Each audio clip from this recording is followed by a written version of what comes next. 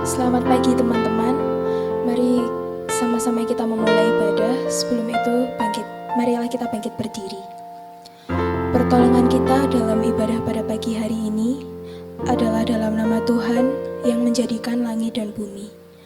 Kasih karunia dan damai sejahtera dari Allah Bapa dan dari Tuhan kita Yesus Kristus menyertai kita sekalian. Amin. Teman-teman silakan duduk. Untuk memulai ibadah pada pagi hari ini, mari sama-sama kita pujikan Ku Bersyukur Bapa.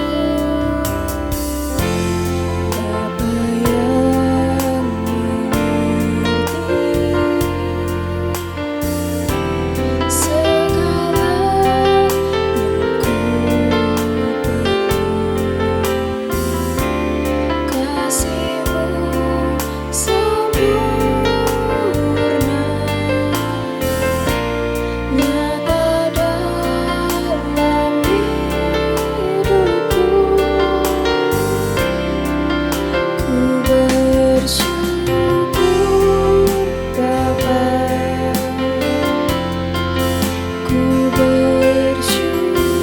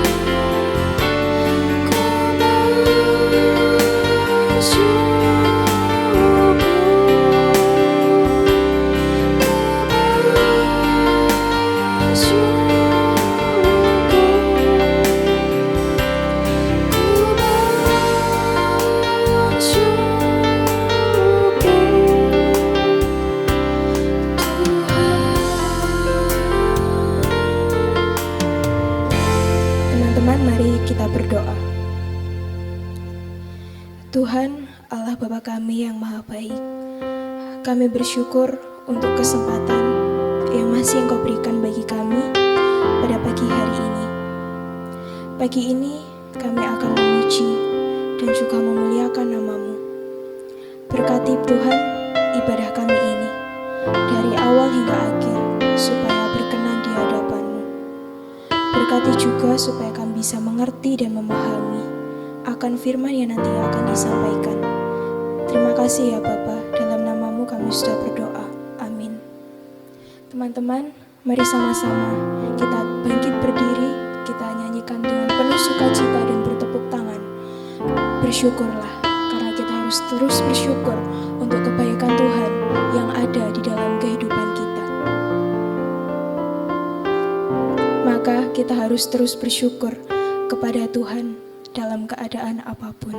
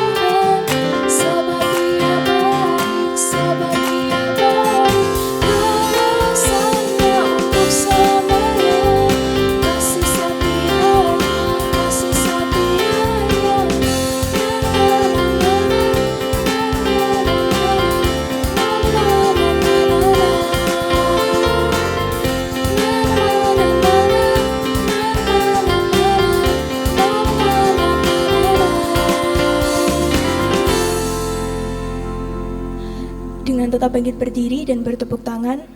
Mari sama-sama kita pujikan, bangkit serukan nama Yesus.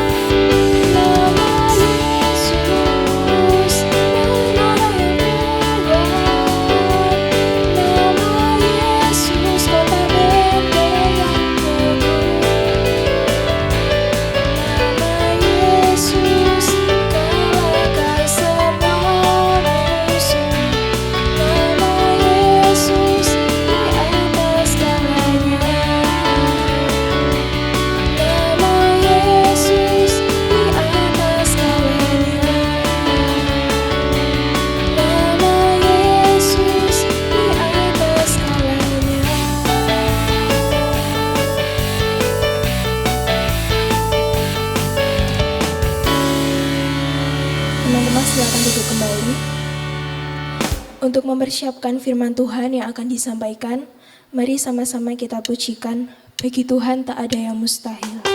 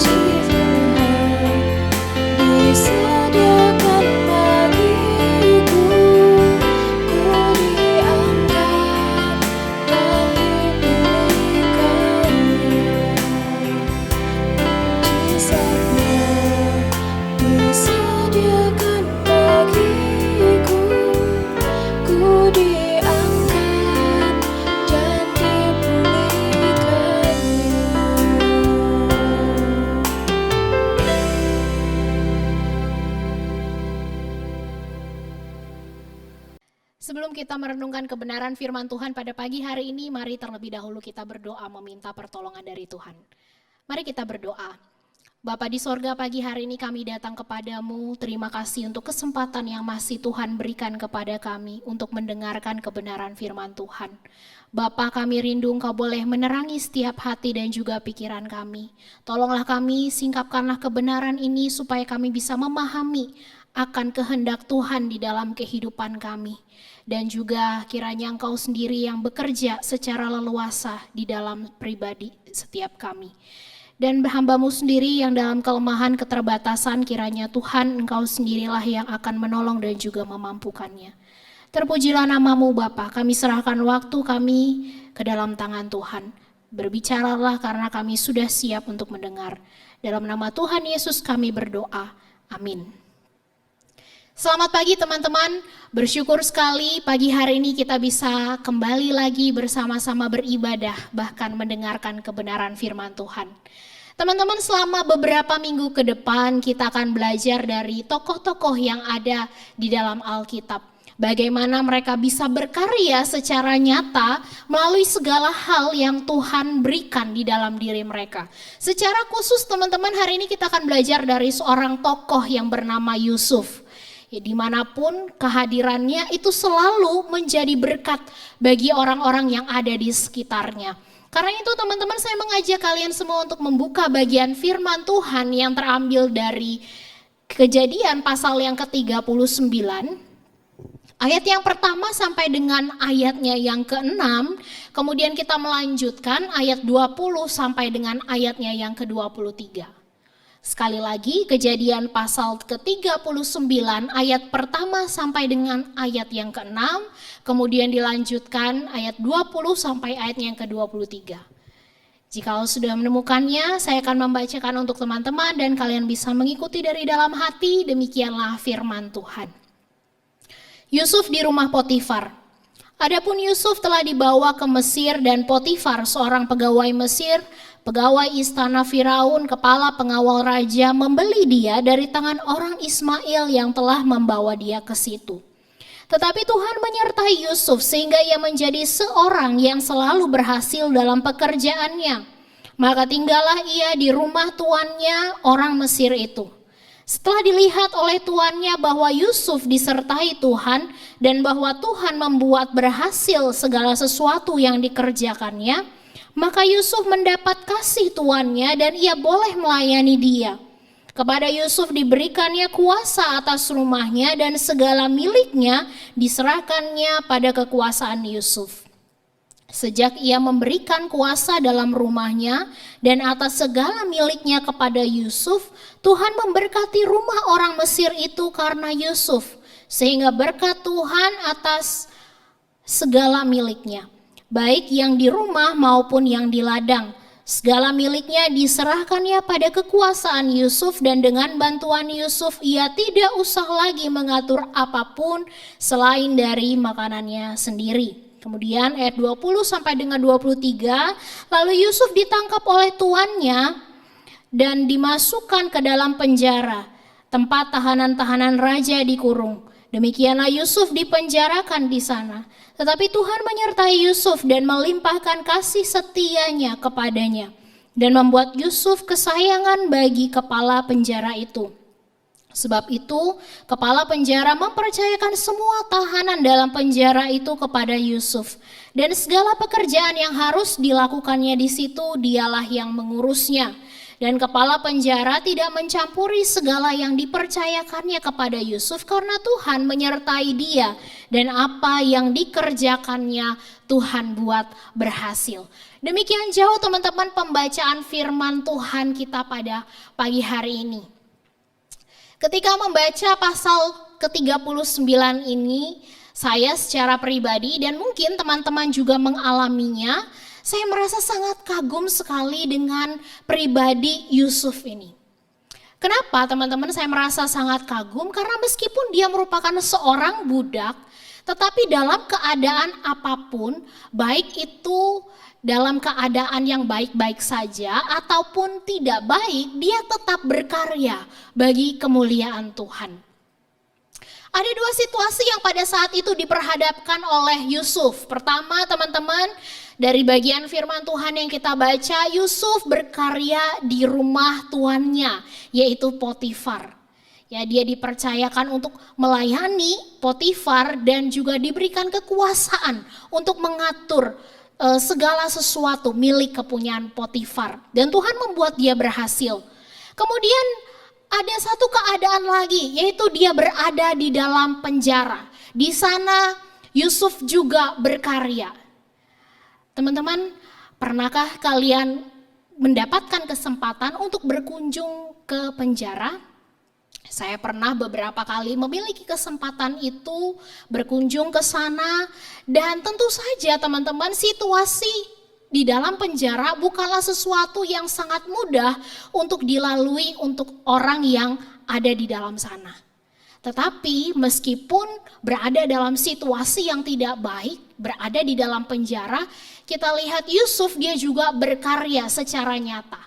Ya. Dia seorang tahanan tetapi dia mengurus tahanan-tahanan lainnya. Dan di akhir dari firman Tuhan yang kita baca dikatakan Tuhan juga membuat dia berhasil. Teman-teman, kira-kira apa yang menjadi rahasia dari Yusuf yang membuat dia bisa berkarya di mana saja, bahkan dalam situasi kapanpun? Paling tidak ada dua hal teman-teman dari firman Tuhan yang kita baca pada pagi hari ini yang menjadi rahasia bagaimana Yusuf itu bisa berkarya secara nyata. Dan kiranya hal ini juga bisa kita lakukan dan ini juga menolong kita untuk bisa berkarya dimanapun dan kapanpun sehingga kita bisa menjadi berkat dimanapun Tuhan menempatkan kita. Rahasia pertama teman-teman yang membuat Yusuf bisa berkarya secara nyata, yaitu karena Tuhan menyertai dia. Beberapa kali dalam pasal ke-39, kalau kalian memperhatikan kata Tuhan menyertai Yusuf, itu terus diulang-ulang sebanyak 3 kali. Dan ada juga kata disertai Tuhan disebutkan pada pasal ke-39 ini. Teman-teman, kalau ada kata yang terus diulang secara terus-menerus dalam satu bagian, itu menandakan bahwa kata itu menjadi sesuatu hal yang sangat penting. Maka pada pasal ke-39 ini, hal yang penting adalah Tuhan itu menyertai Yusuf. Dan sebetulnya teman-teman yang menjadi karakter utama, tokoh utama dalam pasal ini, itu adalah pribadi Allah, bukan pribadi Yusuf. Allah menjadi karakter utama. Allah yang menyertai Yusuf itu yang ditekankan pada bagian firman Tuhan pagi hari ini. Penyertaan Allah atas Yusuf itu punya peranan yang sangat penting sekali di dalam kehidupannya. Dimanapun Yusuf hadir, Allah itu selalu menyertai dia. Dan akibat dari penyertaan Tuhan itu teman-teman dalam kehidupan dari Yusuf, berkali-kali Alkitab mencatat bahwa Tuhan membuat apa saja yang diperbuat oleh Yusuf itu selalu berhasil. Ini juga diulang-ulang. Yusuf berhasil. Tuhan membuat Yusuf berhasil. Itu diulang sebanyak 3 kali. Keberhasilan yang terjadi pada Yusuf itu juga berdampak teman-teman. Bukan hanya kepada dirinya, tetapi juga itu dirasakan oleh orang-orang yang ada di sekitarnya. Karena bagi dia, berkat penyertaan Tuhan bukan hanya membuat dia berhasil, tapi dia juga mendapatkan hati dari atasan-atasannya, ya, dalam hal ini Potifar dan juga kepala penjara. Berkat itu juga dirasakan oleh orang yang di sekitarnya. Orang-orang Mesir pada waktu itu mengalami berkat Tuhan melalui apa yang dikerjakan oleh Yusuf.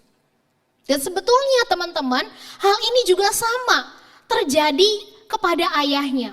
Kalau kalian masih mengingat peristiwa yang terjadi dalam kehidupan ayahnya, yaitu Yakub, Yakub juga disertai oleh Tuhan. Ketika dia berada di rumah Laban, Tuhan tetap menyertai Yakub dan Tuhan membuat apa yang dikerjakan oleh Yakub itu berhasil. Yakub berhasil ketika dia ada di rumah Laban dan Laban mengetahui akan hal itu. Hal ini juga terjadi kepada anaknya Yusuf. Penyertaan Tuhan itu membuat dia diberkati dan orang-orang yang ada di sekitarnya itu juga mendapatkan berkat. Potifar menyadari kalau Tuhan itu menyertai Yusuf. Dan karena Tuhan menyertai Yusuf, maka apa saja yang dikerjakan oleh Yusuf itu menjadi berhasil. Itu sebabnya teman-teman, Potifar memberikan kepada Yusuf itu kepercayaan yang lebih. Dikatakan bahwa kepercayaan yang diberikan oleh Yusuf itu bukan hanya sekedar melayani Potifar, tetapi Yusuf juga diberikan kekuasaan untuk mengatur rumahnya. Tapi perlu diketahui juga teman-teman, kalau keberhasilan yang terjadi pada Yusuf itu bukan hanya semata-mata karena Tuhan menyertai dia. Tetapi di samping dari penyertaan Tuhan itu, Yusuf itu juga tiap-tiap harinya bekerja keras. Ada kata pekerjaannya, dikerjakannya, dan melayaninya itu terus digunakan secara berganti-gantian. Yang menunjukkan kalau ternyata ketika bekerja, Yusuf itu sangat bersungguh-sungguh. Itu sebabnya dia berhasil dalam apapun yang dia lakukan. Teman-teman ingatlah bahwa keberhasilan itu tidak datang dengan sendirinya. Selain karena penyertaan Tuhan, kita juga harus terus-menerus berusaha. Tiap-tiap harinya. Tuhan tidak akan mungkin memberkati orang yang malas dalam bekerja. Tuhan tidak suka dengan orang yang malas. Bahkan Tuhan menyuruh kita untuk belajar kepada semut yang rajin dalam bekerja. Jadi kalau kita mau berhasil dalam studi, dalam apapun yang kita kerjakan, yang harus dilakukan selain berdoa, meminta penyertaan dari Tuhan, kita juga harus bekerja dengan keras. Dalam studi kita harus belajar dengan sungguh-sungguh. Tidak bisa hanya dengan leyeh-leyeh dan meminta pertolongan Tuhan, meminta penyertaan Tuhan, maka kita akan mendapatkan nilai yang baik setiap kali ujian. Kita tidak perlu remedi tiap kali ujian, itu tidak akan mungkin bisa terjadi. Tapi yang harus kita lakukan adalah tetap terus bekerja keras. Di samping ada penyertaan Tuhan kepada setiap kita. Rahasia kedua teman-teman yang membuat Yusuf itu bisa berkarya di mana saja dan kapan saja, yaitu relasinya yang dekat dengan Tuhan. Kenapa relasi ini merupakan sesuatu yang sangat penting sekali? Kalau kalian terus-menerus membaca setelah dari ayat yang ke-6, terjadilah satu peristiwa di mana istri Potifar itu menggoda Yusuf. Dan godaan itu bukan hanya diberikan saat itu saja, tetapi itu sering sekali dilakukan. Setiap hari Yusuf menemukan godaan. Tetapi menarik sekali teman-teman, dalam ayat yang ke-9 Yusuf itu menolak godaan dari istri Potifar, yang tidak lain merupakan istri dari tuannya, bosnya, atasannya. Dan dia menolak dengan tegas godaan dari istri Potifar dengan mengatakan demikian. Bagaimanakah mungkin aku melakukan kejahatan yang besar ini dan berbuat dosa terhadap Allah? Teman-teman, kata-kata ini tidak mungkin keluar dari mulut Yusuf kalau dia tidak punya relasi yang dekat dengan Tuhan. Sulit sekali untuk mengeluarkan statement demikian, apalagi kesempatan untuk melakukan dosa itu sangatlah besar untuk dia bisa lakukan. Tetapi relasi yang dekat dengan Tuhan itu membuat Yusuf sadar bahwa ketika dia mengikuti ajakan dari istri Potifar, dia bukan hanya mengkhianati Potifar yang merupakan bos dia, yang sudah memberikan dia kepercayaan penuh, tetapi di saat yang sama Yusuf juga berbuat dosa kepada Tuhan. Yusuf menyakiti hati Tuhan. Teman-teman, ketika kita mau berkarya menjadi berkat bagi orang lain, tidak akan selalu berjalan dengan mulus. Pasti kita akan mengalami banyak tantangan di dalam kehidupan kita. Meskipun demikian, kita tidak boleh menyerah untuk terus-menerus berusaha menjadi berkat bagi orang lain. Karena kita tahu Tuhan akan selalu menyertai kita. Apalagi jika kita sudah berusaha, Tuhan pasti akan menolong kita. Tuhan tidak akan mungkin meninggalkan kita. Dia akan menolong kita untuk melewati masa-masa yang sulit. Tentu saja untuk bertahan di tengah-tengah masa yang sulit itu, kita harus terus menjaga relasi kita tetap dekat dengan Tuhan. Inilah yang menjadi rahasia dari Yusuf bisa bertahan ketika tantangan itu diperhadapkan kepada dia. Yusuf bukan hanya bisa menolak dengan tegas ajakan dari istri Potifar, tetapi dia juga segera menjauhi godaan tersebut. Dia berlari pada waktu itu dari istri Potifar. Teman-teman, tantangan itu pasti akan kita alami di dalam kehidupan kita.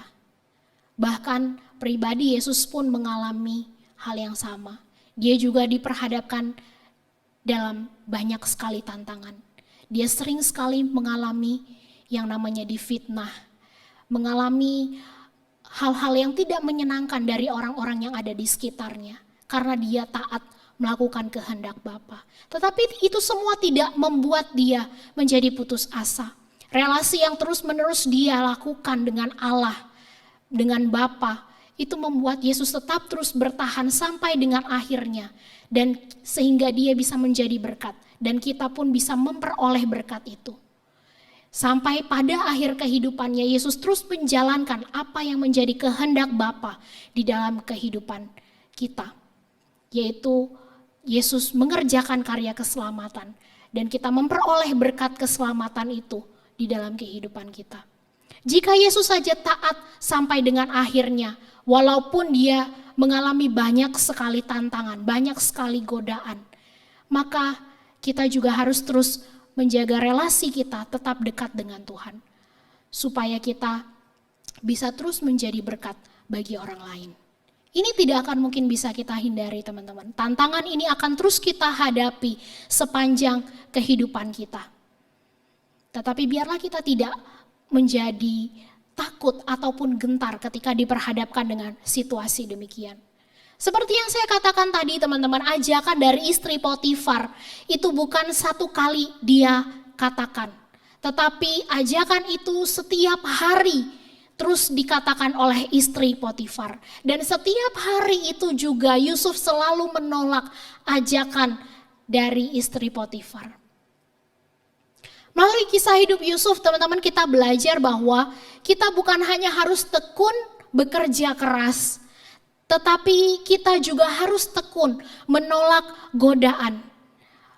Kita harus tekun melakukan kehendak Tuhan.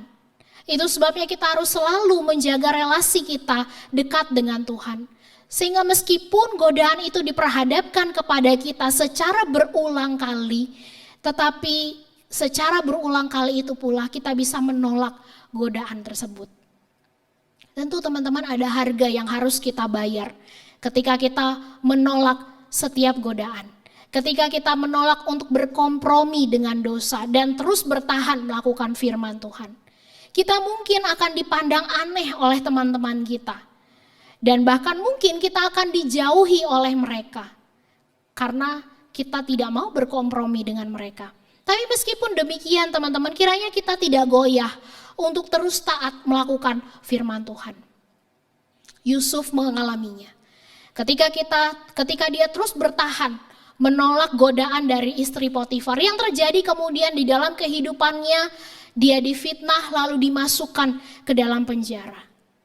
Walaupun harus mengalami penderitaan karena ketaatan yang dia lakukan, tetapi penyertaan Tuhan di dalam kehidupan Yusuf itu tidak pernah berakhir. Tuhan tetap menyertai dia, dan itulah yang menyebabkan Yusuf sangat disukai oleh kepala penjara. Sehingga Yusuf pada saat itu yang merupakan tahanan dari penjara itu justru diberikan kepercayaan mengurus tahanan-tahanan lainnya. Maka teman-teman, bagaimanapun keadaan kita, tetaplah setia menaati Tuhan. Terkadang keadaan itu bisa berubah menjadi buruk. Tetapi ingatlah bahwa Tuhan itu akan tetap terus menyertai kita. Dan dia bisa mengubah keadaan itu menjadi jauh lebih baik selangkah demi selangkah. Inilah yang menjadi kunci keberhasilan dari Yusuf. Dia bisa berkarya di mana saja. Dia bisa menjadi berkat di mana saja.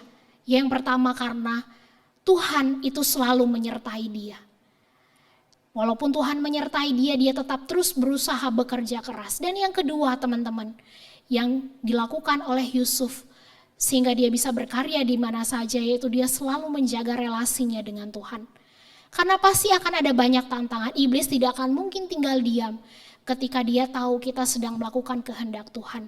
Tetapi dengan menjaga relasi yang dekat dengan Tuhan, kita bisa menang melawan setiap godaan yang Tuhan izinkan terjadi di dalam kehidupan kita.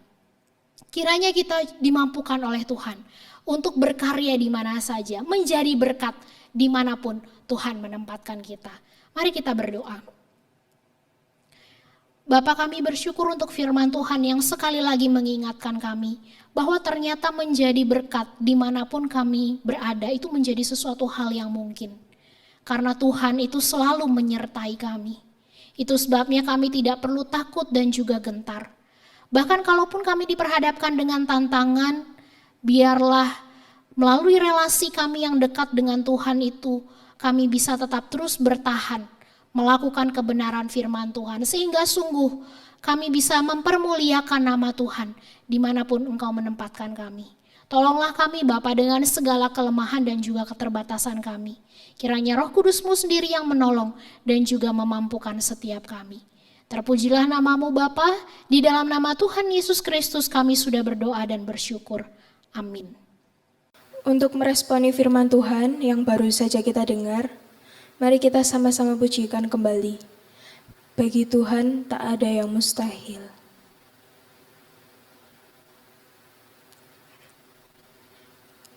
Kita harus percaya bahwa Bagi Tuhan semuanya tidak ada yang mustahil asalkan sesuai dan juga benar dengan kehendak-Nya.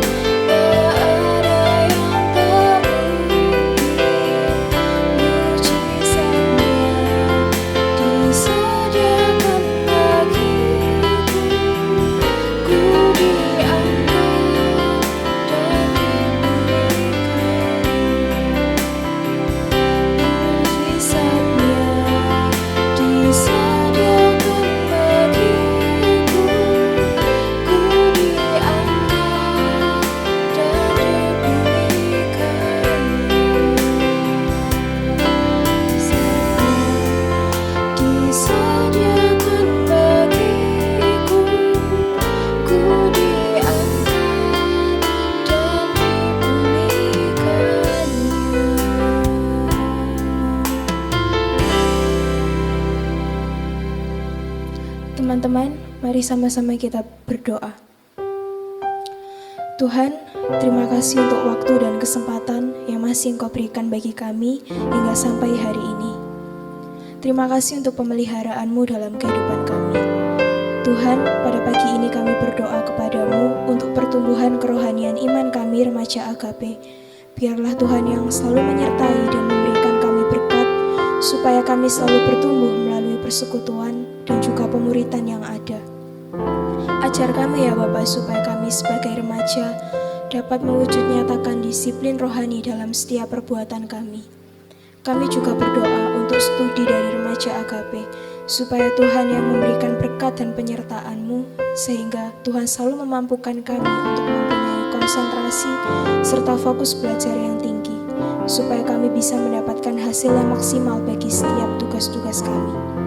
Tuhan, kami juga rindu biarlah Tuhan memberikan hikmat serta penyertaan dan kemudahan bagi pemerintah agar dapat menangani berbagai permasalahan yang terjadi di tengah pandemi ini. Tuhan yang memampukan mereka supaya dapat menyelesaikannya dengan baik. Kami juga bersyukur untuk berkat yang masih Engkau curahkan di dalam kehidupan kami. Kami berdoa untuk persembahan ya Tuhan. Memang yang kami berikan tidak seberapa, tapi kami berharap supaya bisa menjadi berkat bagi pekerjaan di rumah Tuhan ini. Berkati juga bagi yang mengelolanya, biarlah Tuhan yang memberikan hikmat agar dapat mengelolanya dengan bijak dan baik. Terima kasih ya Bapa, kami satukan seluruh doa-doa kami, hanya dalam nama-Mu kami sudah berdoa. Amin. Teman-teman, mari kita bangkit berdiri.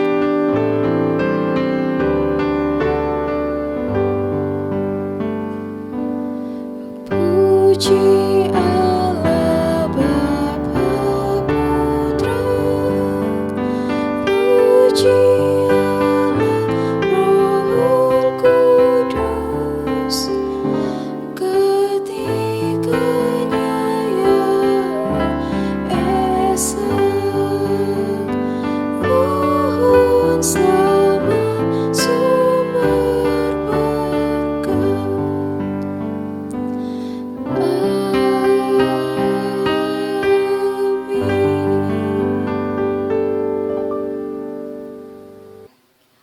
Teman-teman yang dikasihi oleh Tuhan, pulanglah ke dalam kehidupanmu sehari-hari dengan tetap terus mengingat kebenaran firman Tuhan.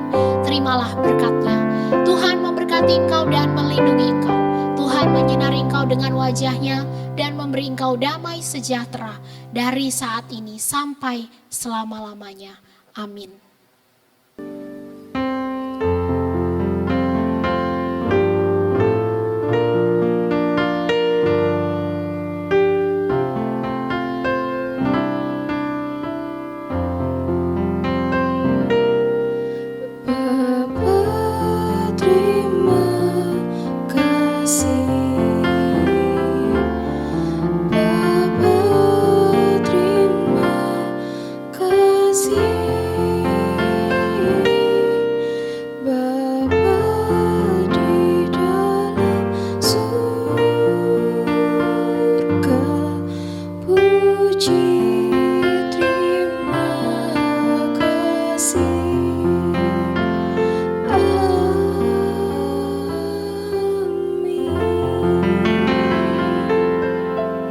Ibadah selesai, teman-teman silakan duduk dan saat teduh. Selamat hari Minggu, Tuhan Yesus memberkati.